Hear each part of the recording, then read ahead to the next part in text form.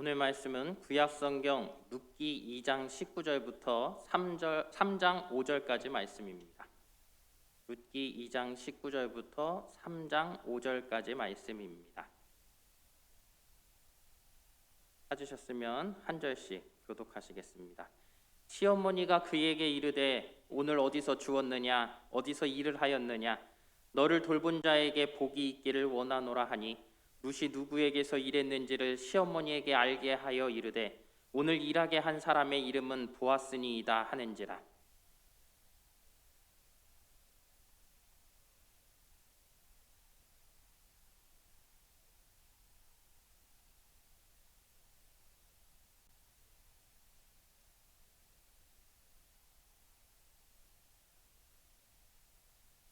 모압 여인 룻이 이르되 그가 내게 또 이르기를 내 추수를 다 마치기까지 너는 내 소년들에게 가까이 있으라 하더이다 하니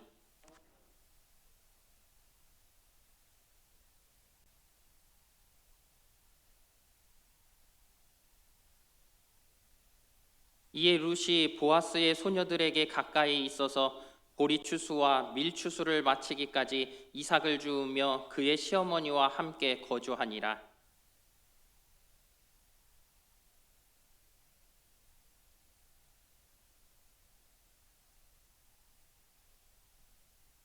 내가 함께하던 하녀들을 둔 보아스는 우리의 친족이 아니냐.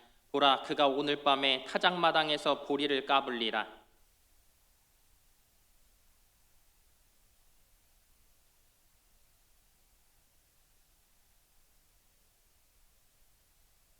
그가 누울 때에 너는 그가 눕는 곳을 알았다가 들어가서 그의 발치 이불을 들고 거기 누우라. 그가 내 할 일을 내게 알게 하리라 하니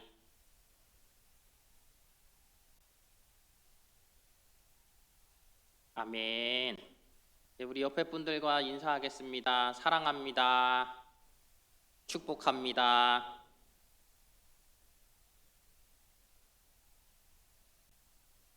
뵙고 또 뵈도 반갑죠. 예. 한 가지만 제가 당부의 말씀을 드릴게요.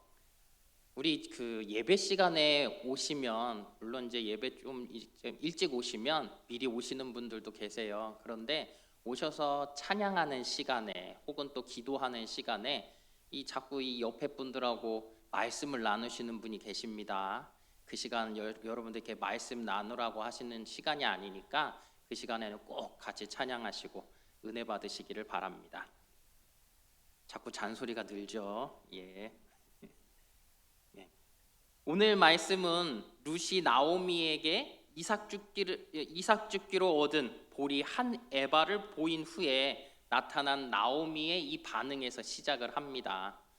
나오미가 이제 룻이 가지고 온 그 한 에바의 보리 푸대를 보고 깜짝 놀라는 것이지요. 왜 그렇습니까? 그가 가지고 온 양이라는 것이 도저히 이것은 하루를 일해서 하루를 이삭 죽기를 해서 가지고 올 수 있는 양이 아니에요. 어떻게 보면 하루를 일해서 가지고 올 수 있는 양도 아니라는 거예요. 그래서 너무 기뻤지요. 왜?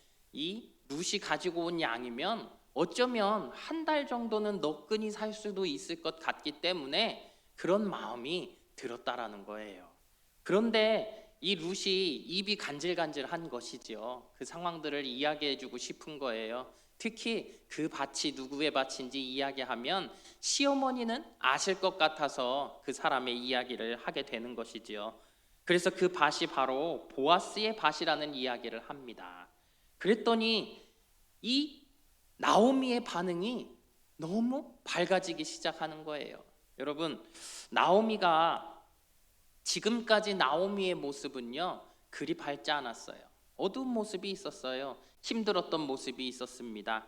지난 시간에 잠깐 말씀을 드렸지만 그 나오미가 자신이 이 베들레헴에 돌아왔을 때 무언가 좀 더 잘 사는 모습으로 무언가 가정이 잘 되어진 모습으로 왔으면 좋을 텐데 과거의 모습보다도 더 비참하게 자신의 이름대로 그 기쁨이란 이름을 잊은 채 돌아왔기 때문에 무언가 침울하고 무언가 힘든 상황이었다라는 거예요.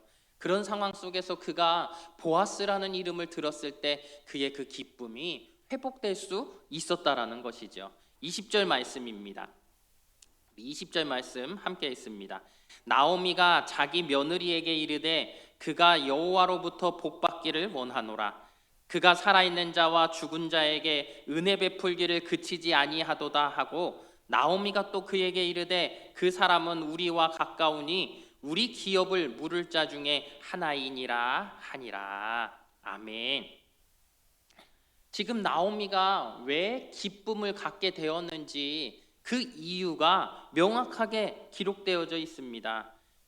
지금 나오미가 하는 이야기는 무엇입니까? 이 보아스에 대해서 설명을 하는데요. 이 보아스가 바로 기업을 물을 자라는 거예요. 첫째는 살아있는 자와 죽은 자에게 은혜 베풀기를 그치지 아니하는 자다. 그리고 이 사람은 기업을 물을 자다. 우리 기업을 물을 자라는 것이지요. 그 이야기를 하고 있어요.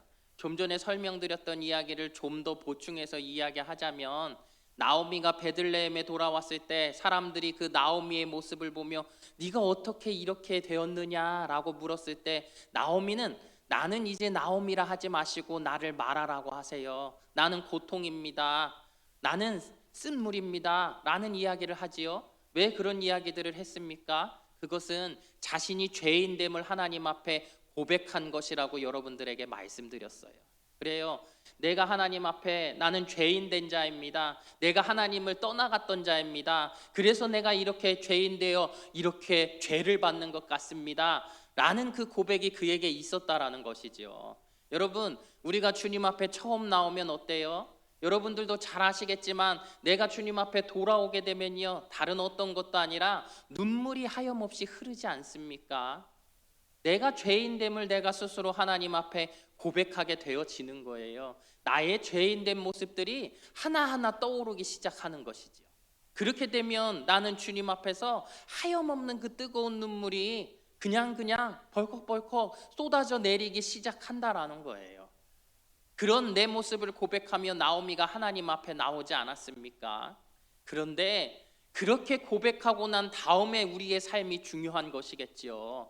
그렇게 하나님 앞에 나왔는데 죄를 고백하고 내 모든 것들을 회개했는데 그 나머지 것들이 여전히 내 삶 속에 남아 있으면서 삶의 모습들이 바뀌어지지 않고 변화되지 않으니까 어떻게 되는 거예요?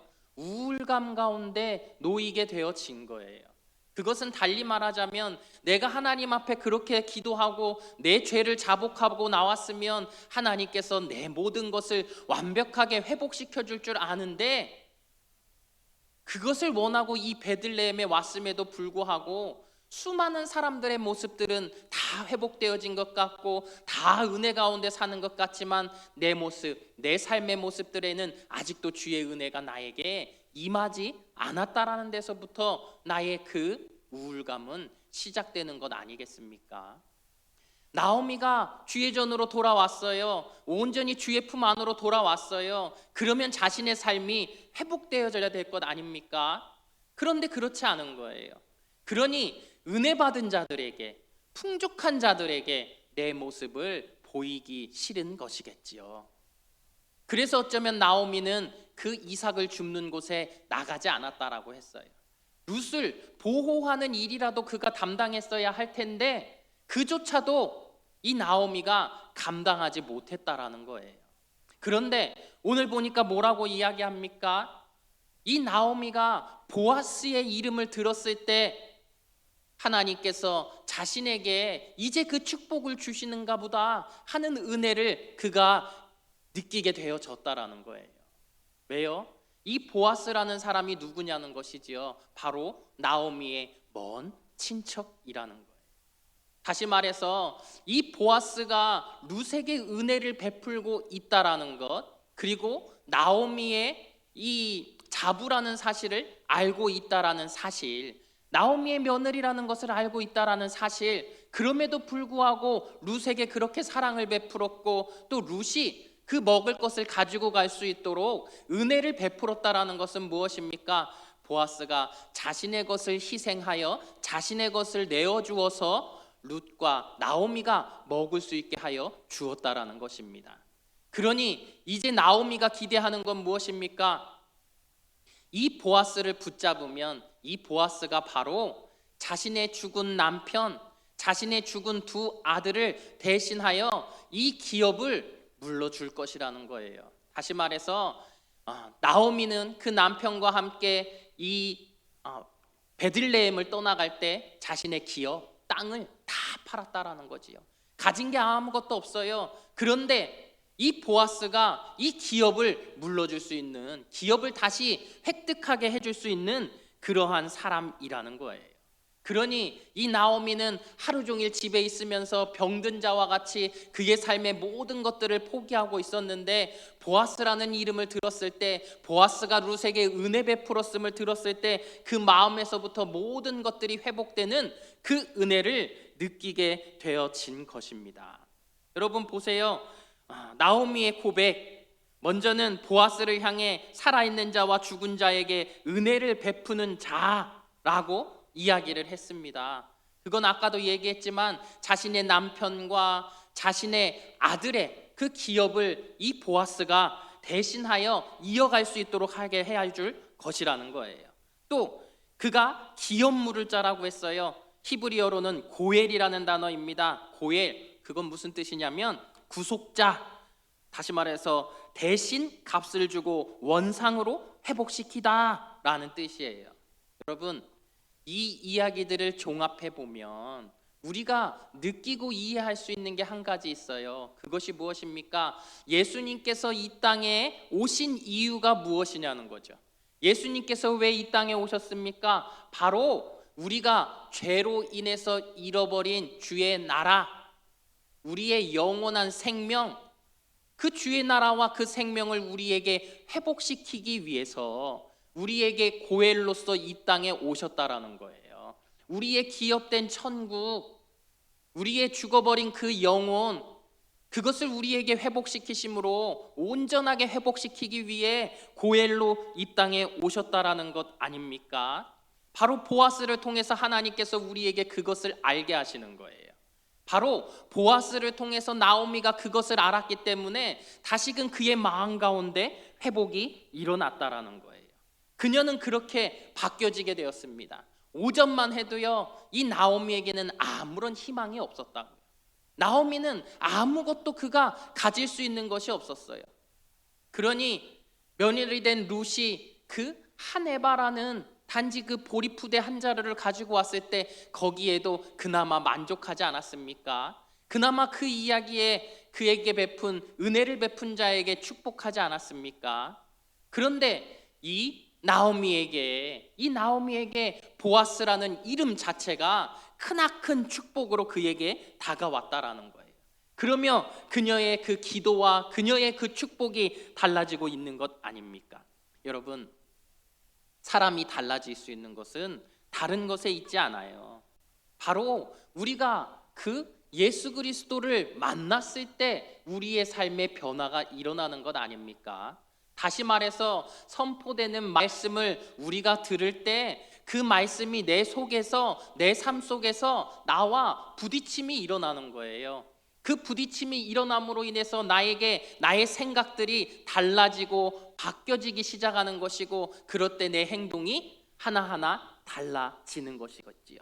그렇게 변화가 우리 가운데 일어나는 것이겠지요. 여러분, 주의 말씀이 바로 그 역할들을 한다라는 거예요.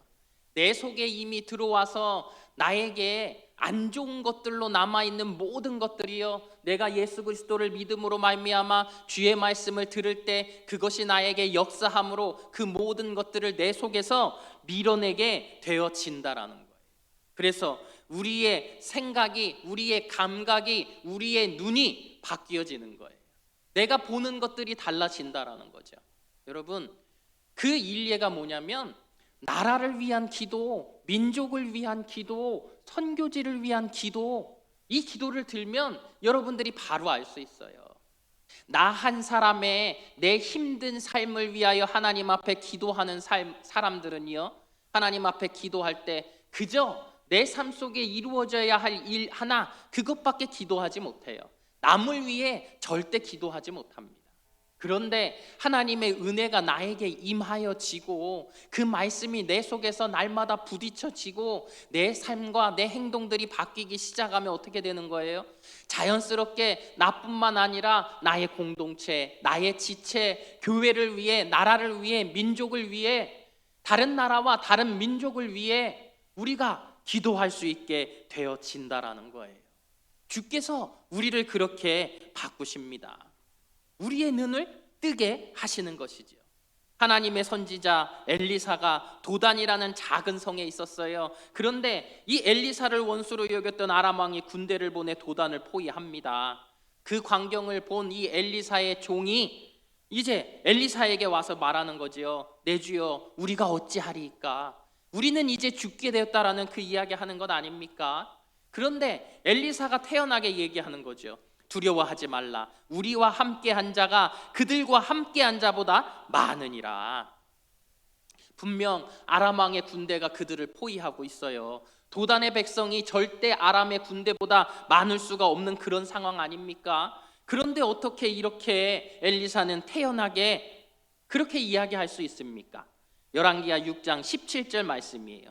기도하여 이르되 여호와여, 원하건대 그의 눈을 열어서 보게 하옵소서 하니 여호와께서 그 청년의 눈을 여심해 그가 보니 불말과 불병거가 산에 가득하여 엘리사를 둘렀더라. 아멘. 여러분, 내 영적인 이 눈이 띄어지지 않으면, 내 영적인 시야가 넓어지지 않으면, 내가 영적으로 충만한 사람이 되어지지 않으면 내 곁에 일어나고 있는 수많은 하나님의 일들을 내가 볼 수 없는 것이지요. 그렇지 않습니까? 그런데 지금 보니까 그 엘리사의 종을, 엘리사가 기도함으로 그 영의 눈이 열렸을 때 불말과 불병거가 보이는 거예요. 그들을 둘러싸고 있는 그 불말과 불병거가 이 아람의 군대보다 훨씬 많은 것을 보게 되는 것이지요. 그것을 보는 순간 어떻게 되는 거예요? 그의 마음 가운데 있었던 그 무거운 짐, 죽을지도 모른다는 그 생각들이 다 노임을 받게 되어지는 것이겠죠. 여러분, 우리 삶에 수많은 문제를 만나요. 그 문제들을 만날 때 두려워하는 사람과 두려워하지 않는 사람 무엇으로 나뉘는 거예요? 내가 성령에 온전히 휩싸여 있는 사람, 성령이 내 안에 내주하는 사람, 그 사람은 뭐예요? 내 삶 속에 모든 문제들도 있지만 내가 나와 함께 하시는 하나님을 온전히 의지하게 되는 것이고 그 하나님을 바라보게 되는 것이겠죠. 그러니 내 안에는 뭐예요? 항상 기대감이 있는 거예요. 항상 내 안에는 주의 꿈이 있어서 그것이 나의 비전이 되는 거예요. 그것이 있기에 나는 두렵지 않아요. 하나님께서 어떻게 하실지를 바라보니까. 여러분, 나오미는 그저 한 에바의 그 보리푸대에 만족했었어요. 그런데 이 보아스라는 이름 앞에서 그녀의 눈이 밝아졌습니다. 그녀의 눈이 밝아지니까 뭐예요? 이제 그녀의 생각이 달라지기 시작하고요. 그녀가 바라보는 그녀가 다른 사람들의 모습을 바라보게 되어졌다고요. 이 나오미가 그 전에는 자신의 이 먹고 사는 문제만 생각했다면 이제 눈이 밝아져서 룻의 일을 걱정하기 시작하는 거예요. 이 룻에 대해서 룻이 이제 어떻게 그녀의 삶도 나아가야 할 것인가, 이 나오미의 눈이 떠지면서 생각나게 되어졌다라는 거예요. 다시 말해서 무엇입니까, 여러분? 우리 안에 믿음이 생기기 시작하면, 하나님께서 내 안에 역사하신다라는 그 은혜가 생기기 시작하면요, 내가 영적으로 더 단단해지고 영적인 생각들을 하게 되어진다라는 거예요. 우리의 기도가 그렇게 영적인 기도가 되어질 수 있다라는 거예요. 이 나오미가 그랬어요. 룻에게 없는 것이 무엇입니까? 그녀가 나오미를 위해 모든 것을 포기했잖아요. 모든 것을 포기한 룻은 어떻게 보면 나오미를 버렸다면 가정을 이룰 수 있지 않았습니까? 남편을 맞이하게 된다면 아름다운 가정을 얻고 그가 온전히 행복할 수 있었다라는 것이지요. 그런데 이제 이 나오미가 그것을 걱정하는 거예요. 룻의 인생에서 남편이 없는 그 근본적인 문제를 해결할 수 있겠다라는 그 마음들이 이 나오미에게 들어지는 것이지요. 그래서 보면 3장 1절 말씀입니다. 3장 1절 말씀 함께 있습니다. 룻의 시어머니 나오미가 그에게 이르되 내 딸아 내가 너를 위하여 안식할 곳을 구하여 너를 복되게 하여야 하지 않겠느냐. 아멘. 잘 보세요. 나오미가 지금 이제는 자기를 위해서라기보다 룻을 위한 일을 계획하기 시작합니다. 다시 말해서 자신의 눈이 띄어지니까 자신의 며느리 룻을 보게 된 거예요. 그리고 룻을 도와줄 방법을 생각하게 되는 거예요. 숨어있던 자리에서 그가 나와서 이제는 구체적으로 일을 추진하기 시작한 거예요. 여러분, 저는 이것을 보면서 느끼는 것이 있어요. 무엇입니까? 우리가 하나님의 은혜와 하나님의 사랑과 하나님의 계획을 모르면요, 나라는 사람은 정말 보잘것없는 사람에 불과해요. 내가 내 능력으로 아무것도 할 수 없는 그런 존재라는 거예요. 그런데 내가 그 은혜를 깨닫는 순간 하나님께서 내 안에 온전히 거하신다라는 그 은혜를 내가 깨닫는 순간 나라는 사람은 달라지기 시작해요. 내가 할 수 있는 범위라는 것도요, 너무도 천차만별이라는 거예요. 여러분, 제가 일례를 들었잖아요. 저라는 사람이 암을 3번 겪었어요. 그렇죠? 암을 3번 겪으면요, 세상 속에서 제가 무슨 일을 하려 그러면요, 어느 직장에 가도 이게 건강이 안 좋아서 안 되겠네요. 이거 건강 때문에 이게 일을 하실 수 있을까요? 그런 이야기를 하지 않겠습니까? 그런데 우리 하나님 안에 있으면 어떤 거예요? 저의 이 암을 3번 극복했다는 이야기는 아마도 다니엘 기도에서도 어디에 밀리지 않는 그런 이야기가 되지 않습니까? 누군가에게는 정말 큰 힘을 줄 수 있는 하나님의 은혜의 역사의 이야기가 되지 않냐라는 거예요. 보잘것없는 내 삶이고 다른 사람들에게는 포기된 삶이고 이제 그냥 그 생명이나 연장하며 그 생을 마쳐야 될 사람인데 하나님께서는 그 삶을 들어서 온전히 하나님의 일을 위해 사용하시는 것 아니냐는 거예요. 가치가 달라졌잖아요. 저의 삶이라는 것이 그 가치가 완전히 달라지지 않았냐 하는 거예요. 그렇게 나오미 가운데 나오미가 하나님의 은혜를 입었을 때 나오미의 삶이라는 것은 정말 천지 차이의 그 가치를 갖게 되어졌다라는 거예요. 여러분, 그것이 어디서부터 어떻게 시작되었습니까? 그것을 한번 보면 그래요. 룻기 1장 9절 말씀 한번 볼까요? 룻기 1장 9절 말씀 함께 읽겠습니다. 여호와께서 너희에게 허락하사 각기 남편의 집에서 위로를 받게 하시기를 원하노라. 나오미는 너무도 힘들고 너무도 고난 가운데 있는 자신의 삶 속에서 자신이 할 수 있는 오직 한 가지 하나님 앞에 구할 수 있는 헤세드, 하나님의 사랑과 자비, 그 은혜, 나를 위한 그 마지막 사랑까지도 간절한 마음으로 누구를 위해 빌어준 거예요? 며느리들.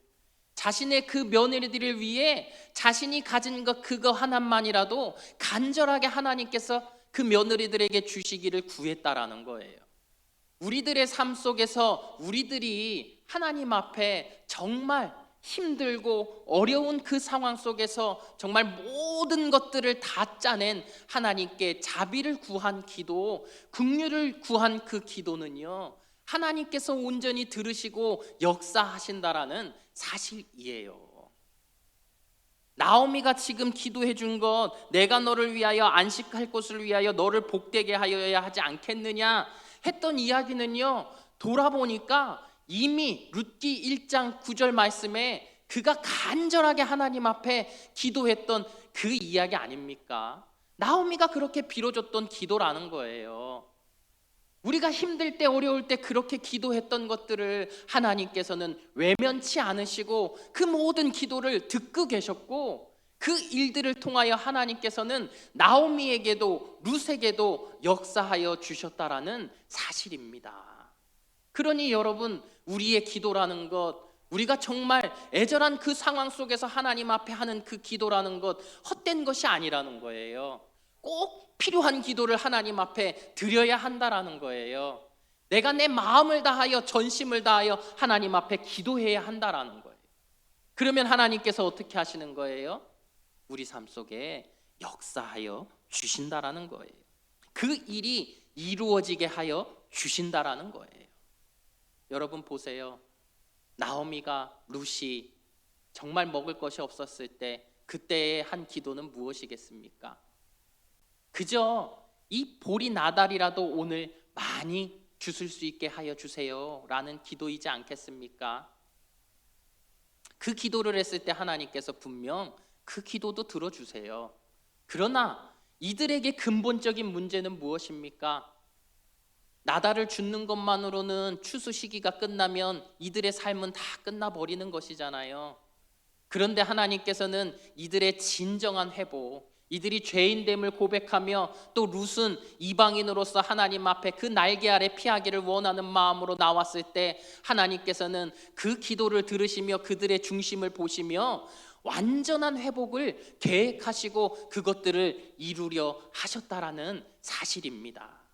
그러니 우연히 보아스를 만나게 하시는 것이죠. 마침 보아스가 그곳에 오게 하시는 것이지요. 그렇게 룻의 삶을, 나오미의 삶을 하나님께서 계획해 놓으셨다라는 거예요. 그러니 하나님께서 우리에게도 물으시는 거예요. 너희들의 시선이, 너희들의 기도가 어디에 머물러 있느냐? 하나님께서 우리에게 물으시는 것입니다. 여러분, 이제 나오미는 입을 열어 룻에 대한 계획을 말해요. 3장 2절부터 5절까지 말씀, 3장 2절부터 5절까지의 말씀 함께 읽겠습니다. 내가 함께하던 하녀들을 둔 보아스는 우리의 친족이 아니냐? 보라, 그가 오늘 밤에 타작마당에서 보리를 까불리라. 그런즉 너는 목욕하고 기름을 바르고 의복을 입고 타작마당에 내려가서 그 사람이 먹고 마시기를 다 하기까지는 그에게 보이지 말고, 그가 누울 때에 너는 그가 눕는 곳을 알았다가 들어가서 그의 발치 이불을 들고 거기 누우라. 그가 내 할 일을 내게 알게 하리라 하니, 룻이 시어머니에게 이르되 어머니의 말씀대로 내가 다 행하리이다 하니라. 아멘. 요약하면 무슨 얘기입니까? 추수한 보리단에서 보리 나달을 떨어내는 밤에 너는 예쁘게 단장하고 타작마당에 누워 자려는 보아스의 이불 속으로 들어가 그 발 아래 누우라. 그리고 그 뒤에는 보아스가 하라는 대로 하라 라는 이야기이지요. 여러분, 이 고해를 시행하려면 해야 되는 게 한 가지가 있는데 그것은 무엇이냐면 이 기업을 무르기 위해서 나의 형제된 사람의, 죽은 형제된 사람의 아내를 내가 취해야 되는 거예요. 그래서 형사취수라고 합니다. 고대 근동 지방에 있었던 이 결혼의 풍습이에요. 형이 죽으면 그 형의 가문과 그의 재산을 보호해 주기 위해서 이러한 일을 했다라는 거예요. 여러분, 그래서 오늘 이것은 약간의 편법이지만 보아스가 이 나오미의 직접적인 고해를 시행할 수 있는 사람은 아니기에 지금 룻을 보아스에게 적극적으로 청혼을 할 수 있도록 하고 있다라는 거예요. 왜 그렇습니까? 바로 보아스가 그들의 구속자가 되기 때문이지요. 고해를 시행해 줄 수 있는 구속자가 되어 준다라는 거예요. 그러니 적극적으로 보아스를 취하라는 것이에요. 여러분, 우리가 기억해 봐요. 보아스가 룻에게 베푼 은혜, 많은 것들이 있죠. 한 에바 20리터 17kg나 되는 그러한 보리푸대를 가지고 올 수 있는 은혜를 줬어요. 여러 가지로 이 룻을 칭찬했고 신령한 축복의 말들도 이 룻에게 해주었어요. 룻의 마음을 헤아려주고 그의 마음을 위로하며 여러 가지로 권면했어요. 보리를 추수하는 동안에 보아스의 일꾼들 속에서 편하게, 안전하게, 풍족하게 일할 수 있게 해주었어요. 그런데 나오미가 하는 말의 핵심, 그건 뭐예요? 너 거기에 만족하면 안 돼 라는 이야기 아닙니까? 그것에 만족할 게 아니라는 거예요. 왜 그렇습니까? 이 모든 것이 어디서부터 나왔어요? 보아스로부터 나온 것 아닙니까? 그러니 이 보아스를 취해야 한다라는 거예요. 이 보아스를 취해야지만 룻이 진정한 평안을 누릴 수 있다라고 이야기하고 있다라는 것이죠. 보아스는 바로 이 룻의 구속자가 되어지는 것입니다. 여러분, 신약의 언어로 바꿔 말하면요, 마태복음 15장에 나와 있는 가나안 여인에 대한 이야기예요. 마태복음 15장 25절부터 27절까지 말씀입니다. 마태복음 15장 25절부터 27절까지 말씀 우리 함께 읽습니다. 여자가 와서 예수께 절하며 이르되 주여 저를 도우소서. 대답하여 이르시되 자녀의 떡을 취하여 개들에게 던짐이 마땅하지 아니하니라. 여자가 이르되 주여 올소이다마는 개들도 제 주인의 상에서 떨어지는 부스러기를 먹나이다 하니. 아멘. 가나안 여자가요, 자기 딸이 귀신이 들렸어요. 그래서 이 귀신 들린 딸의 이 문제를 가지고 예수님 앞에 나온 것이지요. 다시 말해서 무엇입니까? 예수님께서 좀 고쳐주시기를 원하는 마음이에요. 이 이야기는 뭐예요? 예수님이 어떤 분인지, 어떠한 능력을 가지고 있는지 이 가나안 여인은 이미 모든 것을 알고 있다라는 것이지요. 그런데 예수님께서 말씀하시는 것, 내가 너에게 그러한 은혜를 줄 수 없다. 너같이 가나안 여인, 이방의 여인에게 내가 어떻게 은혜를 줄 수 있느냐? 너희들은 개 같은 존재라는 것이지요. 그런데 이 여인은 지금 뭐라고 말하는 거예요? 내가 개 같다면 주님, 나에게 그러면 떡에서 떨어지는, 자녀의 상에서 떨어지는 그 부스러기라도 맛볼 수 있게 하여 주시옵소서. 내 딸, 그럼에도 불구하고 그 떨어지는 부스러기 같은 은혜로 내 딸을 좀 제발 고쳐주세요 라는 그 이야기 아닙니까? 그런데 주님께서는 그 여자의 그 믿음을 보시고 그 딸을 고쳐주시는 거잖아요. 그런데 여러분, 한번 생각해 보자는 것이지요. 이 여자가 진정으로 원한 것은 부스러기냐는 거예요. 그저 그 부스러기에 이 여인이 만족하고 있냐라는 거예요. 그 여인이 원하는 건 무엇이겠습니까? 떡 아니에요? 떡을 먹고 싶은 것이지요. 떡을 주시지 않는다고 하니까 부스러기라도 달라고 하는 것 아니냐는 거예요. 그러니 여러분, 우리가 주님 앞에 기도하는 것들도 그저 그 부스러기를 구하는 것에 그쳐서는 안 된다라는 거예요. 내가 오늘의 내 삶 속에서 나에게 있어진 그 문제들 그거 하나 해결하자고 자꾸 하나님 앞에 기도하는 것, 그것은 우리의 연약한 믿음이 드러나는 것이라는 거죠.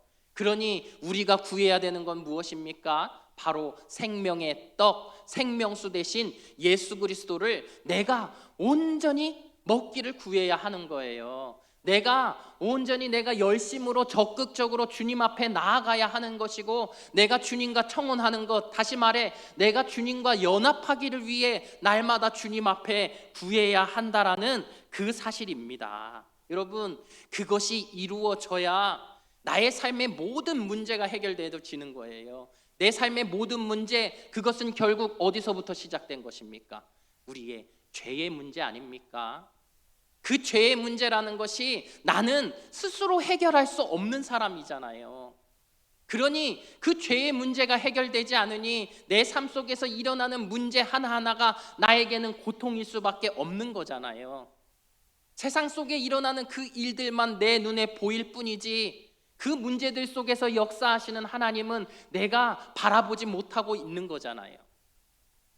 그러니 말씀드리는 거예요. 내 근본적인 문제에 내가 더 눈을 뜨고 하나님 앞에 나아가 그 은혜를 구하라고 오늘 말씀이 여러분들에게 권면하는 것입니다.